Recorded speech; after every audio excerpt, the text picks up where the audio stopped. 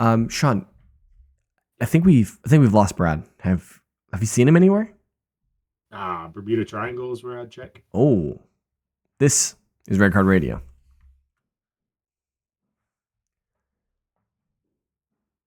Good morning, good evening, good afternoon, whenever you're listening from. Thanks for tuning in. Red Card Radio is a weekly look at the Premier League from this week. It's two friends from two sport different clubs. This is the North London edition of Red Card Radio, coming to you live from Virginia, United States of America.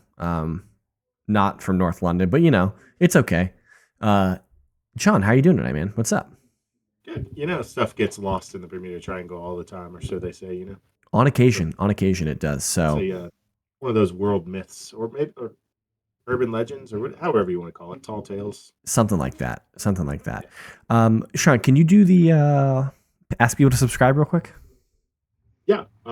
If you're new to the podcast and haven't checked us out before, welcome. So glad that you came. Please like, subscribe, rate, review, all that good stuff. Tell your friend, tell your mother, tell your neighbor. Your neighbor might like soccer and you don't even know. So just tell them and do all those things. And we're so happy for it. And hopefully you enjoy this podcast. Fantastic. All right. So a little bit of a different week for everybody this week. As you can notice, it's Thursday when you're getting this podcast instead of Wednesday when you're getting this podcast, or Friday, depending on the content of this podcast, the way you look at it. But we've only got one episode this week because last weekend was the FA Cup, and it's a competition that I don't think it's not a real competition this year. So we're just skipping. Brad set a precedent like three weeks ago during, I think it was like the fourth or fifth round or something like that. He's just like, we're not doing FA Cup podcast anymore. So I said, all right, we're not doing FA Cup podcast anymore. Maybe we'll mention the final when Manchester City win it, but we'll see. I'm not sure if that's the case or not. But so only one episode this week. It's going to be just the preview of round 28. So with that, we're looking at all the matches this weekend. It's three days starting on Saturday, and then we got the one Monday fixture. And so let's dive right in. I think we're going to kick off with the Saturday morning, the early fixture. It's Nottingham Forest, Manchester City. So this should be a good one. It's from the City Ground. Is that what it's called in Nottingham? City Ground. You got it. Oh, I'm so good. It's like I do a weekly Premier League podcast. We got it. We could name them all. Ooh, could we? I think we could. Certainly, collaboratively, we could. Let's not get ourselves embarrassed in case we don't. But yes, we know all 20. We could totally do it. And most of them. You want to do it right now, just for funsies? Let's go from north to south. That's got to be St. James Park. That's the most north. Park, right there. So we'll no Burnley. So we're into Manchester. Yeah, the Etihad and Old Trafford. Down to Liverpool. That's easy. Merseyside, Goodison. Or it's Anfield, Goodison. We should keep track of how many we've gone through. Maybe Midlands. So right now we're at five. So Midlands, I think Nottingham is probably north of Birmingham. So we'll go with City Ground because we just named it. Villa Park. We've got 3 ? Villa Park, Molineux is the other one. Is there another Birmingham club? So right now we're at 8. We've named. This is good content. Yeah, because this is also off the top of our head. Make sure we don't miss any Premier League teams. Yeah. So from Birmingham down, we'll go down to London. We'll just hit those. We'll go. You want to rattle them off for me? Well, you're gonna have to name the Ipswich Stadium because that's the only one I'm not gonna know. Oh, Ipswich is a road, Portman Road. Okay, there we go. You got the Emirates or Ashburton Grove, whichever you prefer. White Hart Lane. You got Selhurst Park. You got the Chelsea Stadium, which is Stamford Bridge. West Ham is the London Stadium. Brentford is the G-Tech. Am I missing any? Crystal Palace. We got the 6. Yeah, that's the 6. We got the 6. So now that's 9 plus 6 makes 15. So we've got 5 more. So Leicester. We need Leicester. Leicester's King Power. Yeah. Then Southampton is St. Mary's. Bournemouth is Amex Vitality. Amex Vitality. Yeah. Oh, So we forgot we're Fulham, missing. Craven Cottage. We're We missing. forgot Fulham, Craven Cottage. That's 20.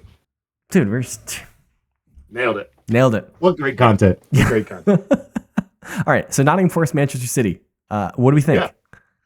This is actually, if we looked at this on paper in August, we would have been like, this is not an interesting game. Nottingham Forest are probably going to get relegated. City are going to win by 100. But this is actually a third versus fourth. Whoever wins this game will take third. If it's a draw, Forest stay third and City stay fourth. But this, has implications for the top four. And I mean, City have been kind of all over the place so far this season. Forest are on a little bit of a poor run. Their last three were loss, draw. So where do we see this one? I've got to stick with the home side here. I mean, Nottingham just seemed to, at this point, they're reluctant to give up their form. You always assume these clubs that aren't supposed to be there will, at some point, the wind will change direction and not be into their sails anymore.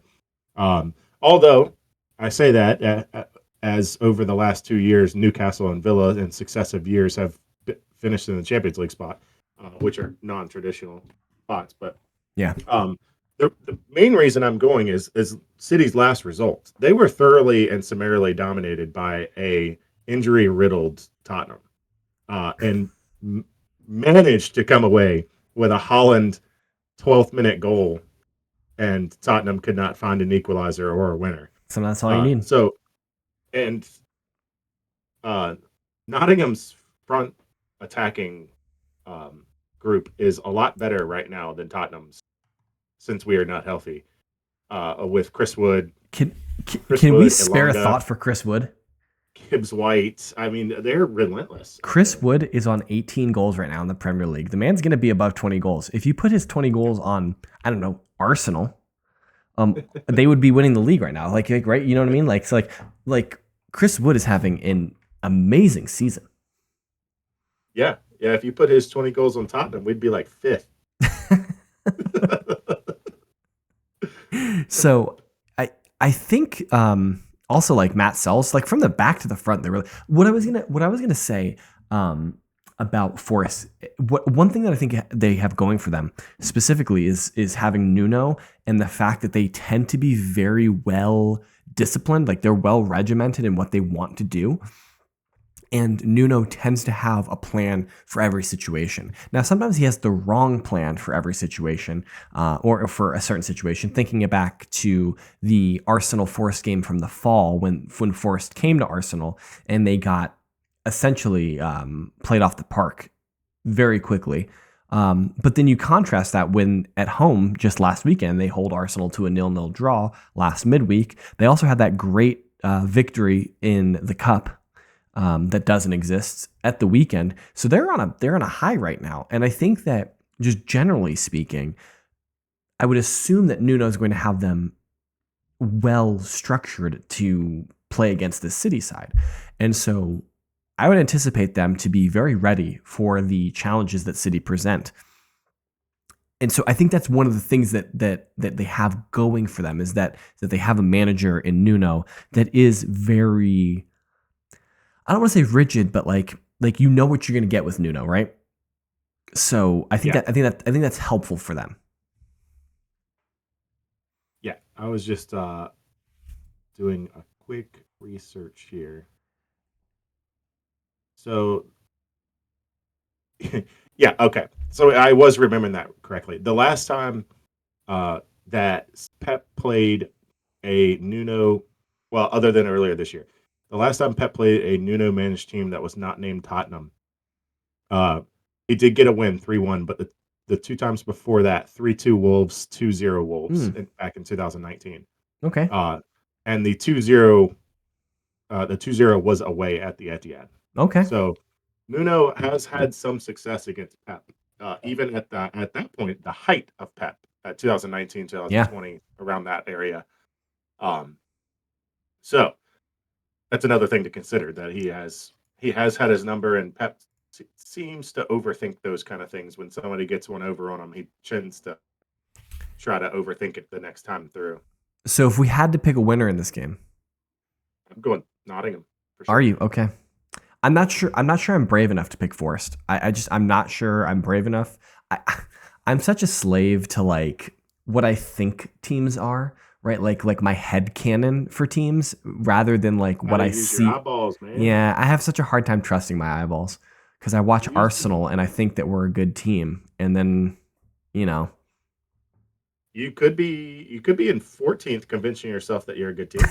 yeah, yeah. Obviously, I'm pleased with my status in life I'm, rather than I'm yours, running. but I'm running the maths of if this player comes back and this player comes back, we're only 2 points behind this team, which is only 3 points behind that team, which really means we're basically on the tail end of Europe if you really think about it. bro, I didn't realize that you guys are 21 points behind us. Yeah, That's incredible. Um, we can that's catch you mathematically. it's not over yet. Uh, Yeah. 11 games. Yeah, it's getting close. It's getting close Seven though. wins and you don't win seven. We are tied up, buddy. No, 7 wins and we lose seven. Yeah, Is what you need. that's right. We would still have four. We would still have four less losses than you. Wow, we have 9 draws this year. That's incredible. All right. I'm not. Yeah, so I just don't think I'm brave enough to pick Forest. So I think I'm gonna ultimately pick City when I do my picks for this weekend. Speaking of picks, you guys can get your picks in for round 28 in our Discord. There's a link in this video or in this podcast. You can join our Discord and you can put all your picks in there. We'll add you to the spreadsheet. And so the next match we want to take a gander at will be actually your match, Sean. Spurs Yeah. hosting Bournemouth. Another one of those ones that if we looked at on paper 9 months ago, we would have been like, this is going to be a nothing. But maybe it still is a nothing, but for different reasons than what we initially Yeah. thought. I mean, fortunately for us, not being in the FA Cup, we got a week and a half off. So It's that was true. pretty nice. That was pretty nice. And then we got a game week off, a game 2 weeks off. So in theory, we should be able to get everybody healthy back on the other side of the. You guys have a midweek match this week in the Europa League. You guys play on Thursday Oh, in that's the right. That's Europa. right. We do play the midweek this week. So technically, I was Gosh, just thinking in the league, but how annoying is that? That you guys had a midweek. You had no FA Cup at the weekend, but then your European game is Thursday, and so you're playing Thursday, Sunday when there was so much time in the schedule. yeah, Honestly, your game should have been on Monday. You guys should have had the Monday game. But then I guess Monday, Thursday is the same thing as Sunday, Thursday. So I don't know. Thursday, Sunday. That's such a cluster. The Europa League sucks. yeah, it's whatever. Timing of the Europa League is awful. We're playing the Dutch Fire Department FC, so and we're missing 11 players off of our team, so we'll roll the dice out and wherever AZ is, and Oh, I you don't guys know playing which. AZ Alkmaar? Yeah, I just don't know the region it's in Netherlands. The Netherlands are having not the best showing in the round of 16 in the Champions League. They beat up Italy in the round of 24. Feyenoord and PSV beat the stuffing out of Milan and Juventus. And now PSV held 7 against Arsenal, and I think Feyenoord held 3 against Inter. Well, So that whole that region, that little pocket of Europe, is tearing up Italian teams because Club Bruges in Belgium also dispatched of Atalanta oh, that's right. in the Yeah, knockout or the the round of 24. Yeah. the round of 24. Yeah, yeah. So I get. Anyways, we got Yeah, we're sorry. That's distracted. Back entirely to my back fault. to Bournemouth. There are rumors that Romero will be back for these matches. That's a big So that one. would be a big one. He's And when did he go out? Was it like October, November? it seems like longer than it was because he went out with a hamstring originally and then Hmm. came back and it was from what I understood, it keeps saying toe. I'm imagining it's probably turf toe. That's what usually lingers and takes so long to recover. It's basically like if you're unfamiliar as a listener or you James of turf toe, it's basically like you jammed your toe really hard and it just doesn't go away. And Yeah. because you're on it all the time, it doesn't heal. So it's ridiculously hard to heal. It's a terrible sports injury. I'm imagining that's what he had, or it was a foot surgery. I just don't. anytime you see the update, it just says toe. Yeah. So who knows what it was. Um, Anyways, he should be back. It would not surprise me if they hold him out until the international break. You know, we've got 3 games left. So what's the difference? We've been doing it for 3 months anyway. Well, the thing though is like if he's fit for the Europa League, you kind of well, maybe you say this week, the Thursday match this week is too soon. So like maybe he can play some on Sunday.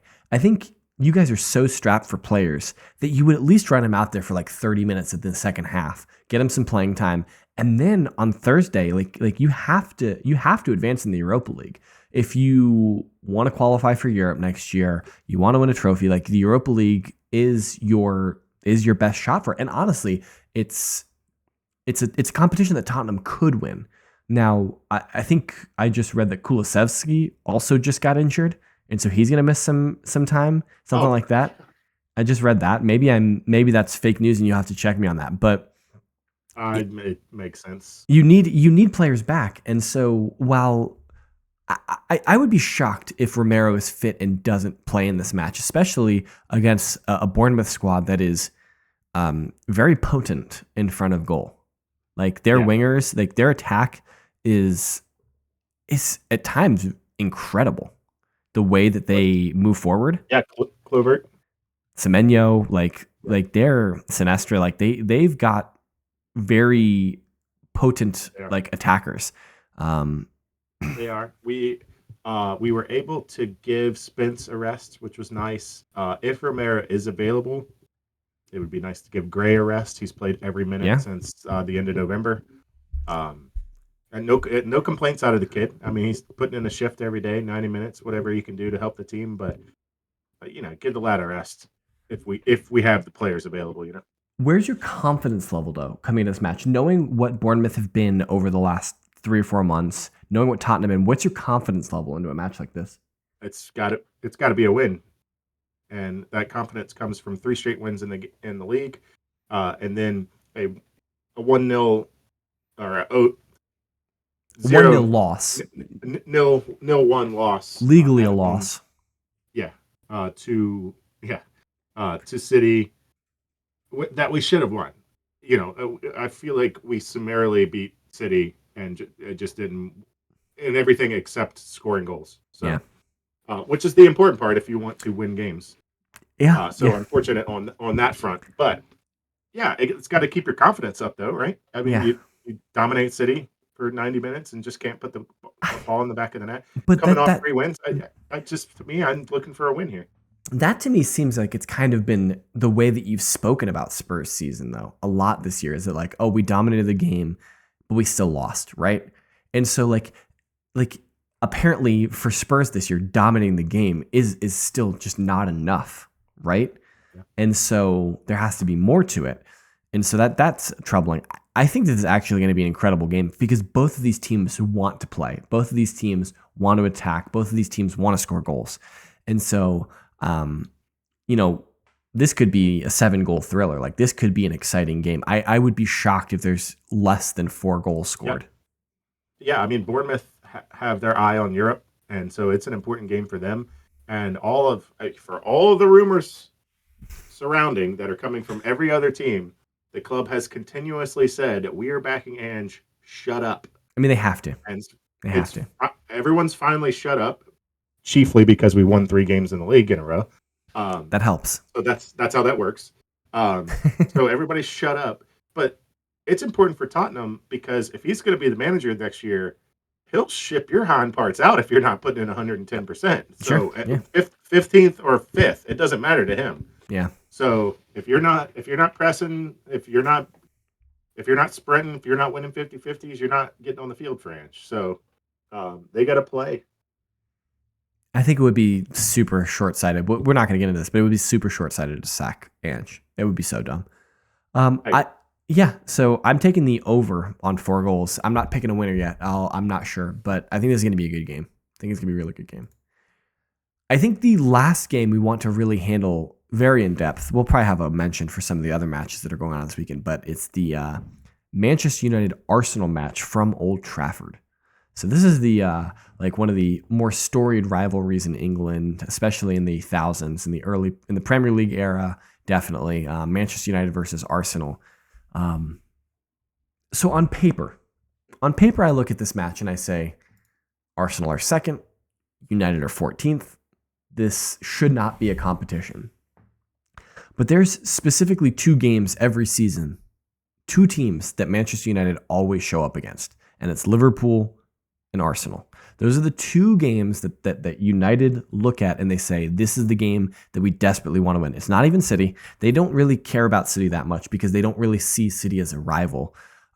They see Liverpool and Arsenal on the schedule. Like, these are the teams that they want to beat, right?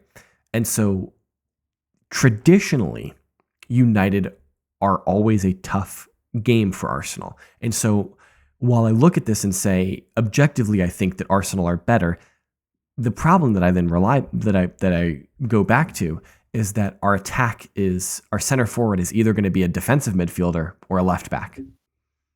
Like, these are the options that we have at center forward are Mikel Merino or Calafiori.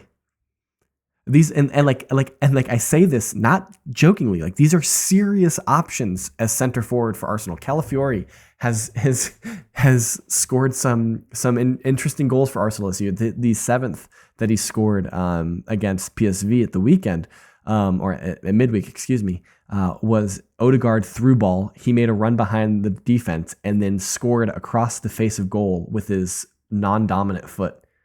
And the reporters asked Arteta after the game. They said that looked like a center forward's finish, and Arteta just kind of smiled smugly and was like, "Yeah, we have to ask people to, to score in all areas of the pitch and blah blah blah. Find solutions with what we've got." So I could see a world where Arteta rocks up to Old Trafford with Roberto Calafiori as Arsenal center forward on Sunday and see what happens. Right? I have left backs in a dream, baby. Yeah, man. We're not very far off from asking for. Lewis Skelly is obviously suspended for because of the red card, but we're not far off asking for Lewis Skelly in midfield, Tierney as the left back, and Zinchenko as the left winger. Or some combination with Calafiori down the middle, and Timber as the right back, right? Like Timber, who we bought as a left back, playing right back. Tomiyasu, center back. If we could, Just all 7 left backs that you got on the roster. It would be Mikel Arteta's just wildest dreams come true, especially if we won the match. He would, as long as Josh Kroenke doesn't see this and we don't need to buy anyone. They keep scoring goals. That's the only concern. But should do it just for giggles. You guys got Southampton left on. Left on the schedule. It's possible. I don't believe so, but I don't know. That'd be a fun one. Just do the 7 left backs just for funsies. Well, I think Tomiyasu's still injured, so I don't think it could. I don't think it would work. But Ben White's back. Ben White's back, so you could put Timber back in his position. He's the right back though, or he's a center back, I guess, by trade. Interesting. Ben White came up as a right back and then got moved to center back. And then was bought as a center back for Arsenal, and then got pushed out back to right back when Saliba came back off of loan. So it's a long story with Ben White. So I look at this game. Long story short, I look at this game and I say Arsenal should win. I'm worried about goals. It's United, so anything could happen. I think as long as Bruno Fernandes doesn't score a goal, I'm happy. Can't really stand him. But just Amad Diallo, just him. Yeah, Diallo is annoying, but. I don't know. I look at this game and I just don't know what to think. This is the waffle podcast for me, apparently, because I think I told you that I can't pick a winner in all 3 of the games that we talked about. Yeah, but that's true. In theory, Arsenal should win this game, in theory, which means that we're probably going to lose, right? I don't know. I'd be so disappointed. I'd be so disappointed if we lost to this United team. My thought just goes to their back line and goalkeeper are just not very good. So if you're going to score goals, then it's going to be this game. Yes, Onana is generationally bad. And they're going to put Maguire in there for some reason. Possibly Johnny Evans for some reason. But Lisandro Martinez, I think, is healthy. So is Martinez healthy? Did he come back? Because I knew he got injured. And then you got De Ligt, you got Maguire. De Ligt, I forget about. Yeah, De Ligt will play. but I don't know. This is a United team ripe for getting beat up. Like certainly, like this is a team that our Arsenal could abuse if our attacking line wasn't going to be a 17-year-old Leandro Trossard and either Raheem Sterling or one of our defenders, right? Like this is the point I guess I'm trying to get at, is that like our creativity is severely down because we're missing 3 creative players in our attack. Like it's just Odegaard and Rice are going to be able to overwhelm United midfield, and I think that opens up more opportunities. Speaking of Rice has done tremendously well over the last 6 weeks of being a really effective left-sided 8 and getting into those like late midfield runs into the box. He has popped up in the box on a number of occasions over the last couple weeks, making really effective late runs. And so if that's part that Declan adds to his game, he could be a tremendous threat going forward, because we kind of think about him more as a holding midfielder, right? But his ability to progress with the ball at his feet and his size make it so that like if he kind of morphed more into an 8 and less of a 6, he could be a tremendous player if he really nails that late midfield run, because he's got quite a shot. Like the guy can hit the ball when he puts his foot through it, and he's fairly fast and he's strong and he's big. And so like if that aspect gets added to his game, that would be incredible. And he's shown over the last couple of weeks that he can do it. So it's more a matter of like repetition and really challenging the keeper when he gets those shots, which I think he is. So thank you for reminding me of that when you talked about Declan Rice. I appreciate you. Yeah, that's what I'm here for. So what's left this week? You got things like West Ham, Newcastle. Newcastle apparently are injured to forever, and they're going to have an eye on Liverpool in the cup final. Liverpool have a dead rubber against Southampton. They should win that game by about 9. This will be another one where Southampton lose by 9. Another time Liverpool do it to them. The Brighton-Fulham game could be interesting. I don't know if you see anything else. Everton-Wolves, that could be interesting. Yeah, Wolves-Everton could be probably interesting. Brentford is still trying to climb. Brentford-Villa has the markings of what could be an interesting game, but I think that Villa will have their eye on the Champions League. They got the result they needed in the first leg. They won 3 away goals. Yeah, 3 away goals. They won 3-1. And so job's not done yet, but you kind of say that they've got pretty good odds to advance. But I could definitely see them resting players against Brentford, especially an Unai Emery team. Like Unai Emery is notorious for prioritizing cups over the league. So, but they kind of are in a position where they kind of need wins in the league. Right now they are 5 points off City for 4th. So like they're in the shout for the Champions League. 4 points if you assume that 5th also gets it. But like they're gonna have to string some results together because they've played one more game than everyone else. So yeah. The League Cup. Yeah, they played the early League Cup game against Liverpool. So but yeah, should be a good weekend. Like I said earlier, if you want to get involved in picking these matches, you can join our Discord. It's linked in the description of the video or the description of the podcast. Join our Discord and just submit your picks, sometime Saturday. Scout's honor kind of situation, what we normally do. Normally one of us wakes up Saturday morning, we're like, oh crap, I forgot to do picks. Let me send that real quick. But hit us up on social media. That guy is at @whiteheart_Sean. I am at James Tiffany. The guy who's not here is at KSBradG. Might need to send the Coast Guard out looking for him. I'm not sure. You collectively, we can be reached at redcard_radio. Get your picks in the Discord. Hit us up on social media. Like the video, send it to your friends. All those things really do help us out, and we really appreciate you. We'll be back next week with a full slate. We should have review, preview, everything. I assume. Well, I guess we'll see. But until then, have a good one. Enjoy the football this weekend, and thanks so much for listening.